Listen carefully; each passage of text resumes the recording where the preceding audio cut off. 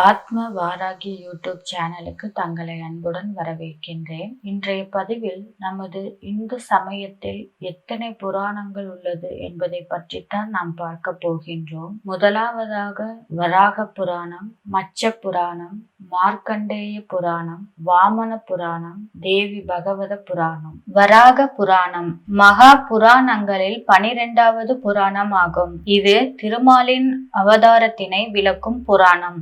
இப்புராணம் 24,000 ஸ்லோகங்களை கொண்டதும் திருமாலின் பெருமைகளை எடுத்துரைக்கும் சாத்விக புராண வகையை சார்ந்ததும் ஆகும்.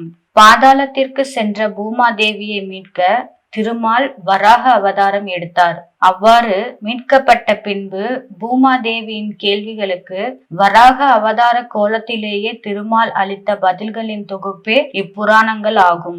வராக அவதாரத்தில் காசியாப முனிவருக்கும் அவருடைய மனைவியான திதிக்கும் பிறந்த இராணியா கசனை திருமால் அளித்தார். இப்புராணத்தில் திதிகள், விரதங்கள், தீர்த்தங்கள், பாவங்களுக்கான பரிகாரங்கள் ஆகியவையும் கூறப்பட்டு உள்ளன. மச்ச புராணம் வராகியின் தோட்டத்தை பற்றி வித்தியாசமான கதையை சொல்கிறது இப்புராணம். வராகி மற்றும் பிற சக்திகள் சிவபெருமானால் உருவாக்கப்பட்டு உள்ளது என்றும், சிவன் அந்தகாசுரன் என்னும் அரக்கனை அழிப்பதற்காக இவர்களை தோற்றுவித்தார் என்றும் இப்புராணத்தில் கூறப்படுகிறது.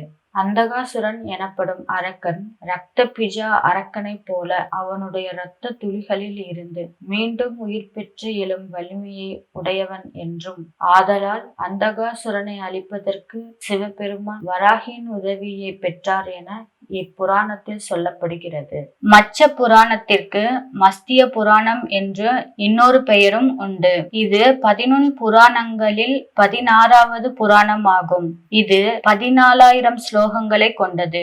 இதில் மச்ச அவதார தோற்றம், திருமால் நீர் பிரளயத்தில் இருந்து வைவஸ்தமனு மற்றும் சப்த ரிஷிகளையும் காத்து உலகில் மீண்டும் ஜீவராசிகளை வளர்ச்சியடைய செய்ததையும், பிரம்ம சிருஷ்டி, திரிபுர வதம், தாரகாசுரனுடன் போர், பார்வதி சிவபெருமானை மணத்தல், கந்தனாகிய முருகனின் தோற்றம் ஆகியவற்றையும் விளக்குகின்றது இந்த மச்ச புராணம். மார்க்கண்டேய புராணம். மார்க்கண்டேய புராணம் என்பது 11 மகா புராணங்களில் 7வது புராணம் ஆகும். இப்புராணம் 90,000 ஸ்லோகங்களை கொண்டது ஆகும். மேலும் இந்த புராணம் வியாசரின் சீடர்களில் ஒருவர் ஜெய்மினி துரோணரின் புதல்வர்களான 4 பறவைகளிடம் மகாபாரதத்தில் ஏற்பட்ட ஐயங்களை வெளியிட்டு விடை பெற்று கொண்டவையாக இப்புராணங்களில் சொல்லப்படுகிறது. வாமன புராணம் மகா புராணங்களில் 14வது புராணமாகும். திருமாலின் வாமன அவதாரத்தினை விளக்கும் புராணமானது இது. ராஜசீக புராண வகையினை சார்ந்து இதில் 10,000 ஸ்லோகங்களும் 95 அத்தியாயங்களும் உள்ளன.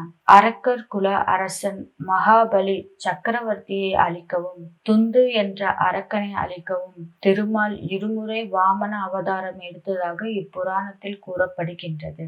தேவி பகவத புராணம் இந்து சமயத்தில் பிற்பாடு இணைந்து தேவி வழிபாடான சாக்தத்தின் முக்கிய நூலாக இப்புராணம் கருதப்படுகிறது. ஆத்ம வாராகி யூடியூப் சேனலுக்கு தங்களுடைய ஆதரவுகளை கொடுங்கள். மறக்காமல் சப்ஸ்கிரைப் செய்து ஆல் என்ற பெல் ஐகானை கிளிக் செய்து கொள்ளவும்.